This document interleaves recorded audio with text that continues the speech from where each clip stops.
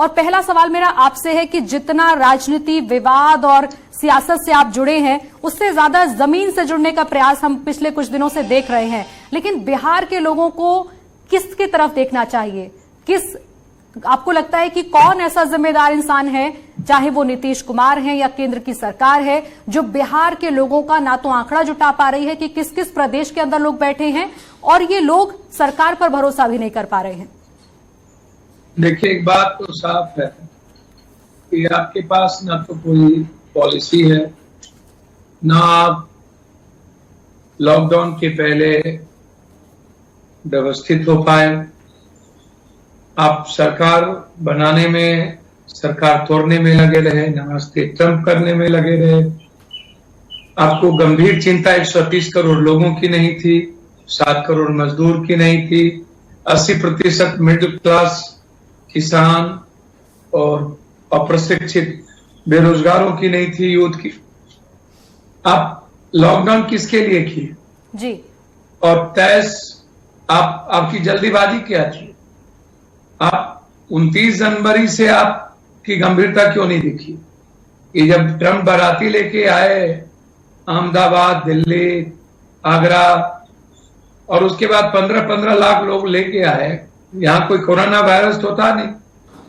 और जिस वक्त इस भारत में 500 कोरोना वायरस के समय आपने जल्दीबाजी में लॉकडाउन किया, उस वक्त या तो आप 5 दिन ट्रेन चलाते जी, आप गंतव्य जगहों पर लोगों को ले जाते, या उसके पहले आप लोगों को जाने की व्यवस्था करते जब पहला दिन एक कोरोना वायरस से लोग प्रभावित हुए थे जी।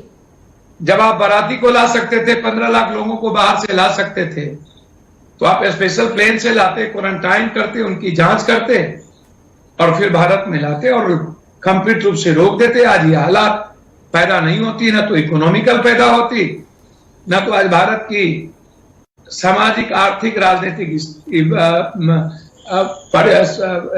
कोरोना वायरस से अगर मैं बात करूं तो कई राज्य ऐसे हैं जो खासकर अपने इलाके के, उनके अपने प्रदेश के लोग हैं, उनको एक मैसेज पहुंचा रहे हैं, चाहे वो योगी हैं, गहलोत की सरकार है, अलग अलग राज्यों के अंदर वो कोशिश कर रहे हैं कि हम केंद्र से कोऑर्डिनेट कर लें और बता दें कि इतने लोग आपके अलग अलग राज्यों में फंसे हैं, व्यवस्था कर दीजिए।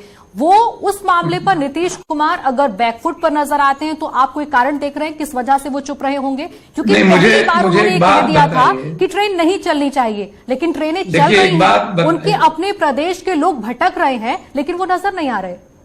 देखिए, एक बात बताइए, एक होता है दिखना जी, एक होता है कंप्लीट समाप्त हो जाना। पहले आप जब कोई तैयारी करेंगे, आप अन्य देशों के राज्य को, देश के गवर्नमेंट को देखिए, अपने राज्य के प्रति उसकी गंभीरता, जिम्मेदारी को देखिए कि आम लोगों की व्यवस्था उन्होंने कैसे की। हमारे यहां आज लगभग 84,000 पॉजिटिव केसेस। अब आप आज कह रहे हैं कि कोरोना वायरस के साथ हमारी जिंदगी अब चलेगी। पहले कह रहे थे जान है तो जहान है, महादेव बाबा की तरह आए, थाली पिटवा लिए, जो मनाया सो करवा लिए। अब आज आप मधुशाला भी खोल दिए, सोशल डिस्टेंस का मतलब भी नहीं रहा, ट्रेन भी खोल दिए। अब आप लोग एक दूसरे से, अब आप मजदूरों को दोष दे रहे हैं कि संक्रमण वहां से आ रहा है।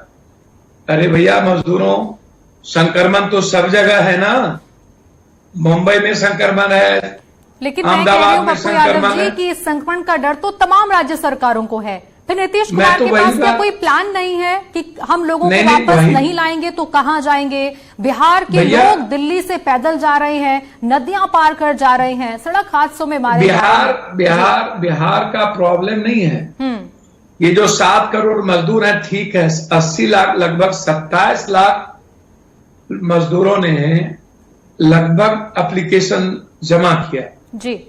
सबसे ज्यादा केरल हो, मणिपुर हो, असम हो, तमिलनाडु हो, आंध्रा हो, महाराष्ट्र के निर्माण में सबसे बड़ी भूमिका पंजाब में, गुजरात में, हीरा व्यापारियों में उड़ीसा और बिहार, दिल्ली में, हरियाणा में, बेंगलोर में, ये बिहार की भूमिका अहम है। जब हम दुनिया का निर्माण कर सकते हैं तो बिहार का भी निर्माण कर सकते हैं। हम 4 फसल को पैदावार करेंगे, हम सब्जी, मखान, पान, गन्ने, दूध उत्पादन, हम दुनिया का निर्माण करेंगे। मैं समझता हूं, लेकिन आप बिहार को सिर्फ कंसोल मत करिए। यह बात सही है कि बिहार की जो सरकार है वो अभी तक धूप नहीं लगा 51 दिनों में, वो उसको निकम्मी कह लीजिए, वहां कोई मतलब नहीं है। ये तो पूरे देश को आप निकम्मा कह सकते हैं। जब हमारे देश में कर्मचारी सड़कों पर है, सफाई कर्मचारी काम कर रहा है, नर्सेस काम कर रही हैं, सिपाही काम कर रहे हैं, अन लोग काम कर रहे हैं, तो एमएलए एमपी बराती हैं क्या? उनकी बपोती घर है क्या? क्या उनकी जिम्मेदारी नहीं है? वो सिर्फ ऐशो आराम की जिंदगी जीने के लिए पैदा हुए हैं। 100 करोड़ 200 हजार करोड़ रुपए का रैली करेंगे। एक मजदूर पप्पू यादव जी, एक मजदूर जो सड़क पर चल रहा हो, नदी पार कर रहा हो, बोझा ढो रहा हो, परिवार के साथ चल रहा हो, वो किसकी तरफ देखे? एमएलए की तरफ देखे, एमपी की तरफ देखे, स्टेट गवर्नमेंट की तरफ देखे, या पुलिस की तरफ देखे? पुलिस से लाठी खाकर वो फिर किसी और रास्ते से लोग निकलते हैं, लेकिन कोई सरकार सीधे इन लोगों तक अप्रोच नहीं कर पा रही है।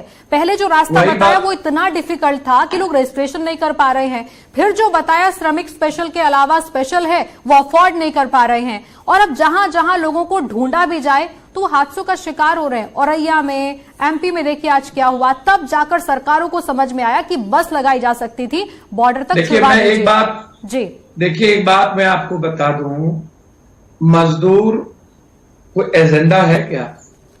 कॉमन मैन कोई एजेंडा इस देश में है क्या? मंदिरों, अन्य जगहों पर अरबों खरबों रुपया रखे हुए हैं। आप 20 लाख करोड़ में कोई 1 रुपया मजदूरों के लिए आप 5 दिन से प्रवचन दे रहे हैं कि ताकि मजदूरों का कोई मैटर न्यूज ना बने। मुख्य न्यूज हम जैसे नोटबंदी को गायब कर दिए, 15 लाख रुपए गायब हो गए, हम आवास कर दिए पूरे भारत में। कोरोना वायरस को भी या वही समझ लिए थे, इनको समझ नहीं थी। इनको लगा कि लॉकडाउन लॉकडाउन लॉकडाउन एक प्रॉब्लम्स क्रिएट होगा, हम कहेंगे कि हमने बाघ मार ली। लेकिन कोई ये समझ नहीं आया कि ये हमारी जिंदगी नासूर बन जाएगी। आप देखिए उस दिन से कि जब 2-2, 3-3 लाख मजदूर 1500 किलोमीटर पैदल आत्महत्या करने पर मजबूर हो गए, बच्चे मर गए, पिता नहीं मिल सके। मोबाइल बेचने के बाद 2 दिन खाना खिलाने के बाद जब आगे बच्चों को खाना नहीं खिला सके तो पिता ने आत्महत्या कर ली। ट्रेन में कट गए। सबसे ज्यादा हीरा मजदूरों पर लाठियां चली, गोली चली, जेल गए, हरियाणा में मारे गए, बिजली पानी दिल्ली में काट दी गई, हरियाणा में काट दिए गए। किराया भाड़ों के लिए ठेकेदारों ने मारा, ठेकेदारों को दिल्ली में फोन करते रहे, लोगों ने फोन तक नहीं उठाया। हमें 22,000 अकाउंट में पैसा देना पड़ा, 22,000 अकाउंट। लगभग 5 से 7 लाख लोगों को दिल्ली में अपने हाथ से 500 रुपया और किट्स हमें पहुंचाने पड़े हर घर तक अपने हाथ से। मैंने और सभी स्टेटों में अलग अलग जगहों पर खाने की व्यवस्था और लोगों तक, बिहार हो या झारखंड, कहीं मैंने बाइफरकेट नहीं किया जी। जब आप 700 सांसद हैं यहां पर, राज्यसभा और लोकसभा मिला करके, क्या आपकी जिम्मेदारी नहीं थी कि कोटा में जो बच्चे 37 दिनों के बाद तक मेंटल टॉर्चर हो रहे थे, ये सुशासन बाबू का परिवर्तन नहीं हो रहा था, इनका डीएनए चेंज नहीं हो रहे थे, और इनके साथ जो काला नाग हैं जो पानी में हाफ पैंट पहन के परिवार के साथ भाग गए, जिनका गार्ड भी भूख से मर रहा था, पड़ोसी तो छोड़ दीजिए। पटना में पानी में जब 9-11 दिन नीतीश बाबू नहीं निकले, चिमकी बुखार में नहीं निकले, विपक्ष संकट में ना हाउस में होता है ना कहीं होता है, वो गायब हो जाते हैं मजे लेने के लिए।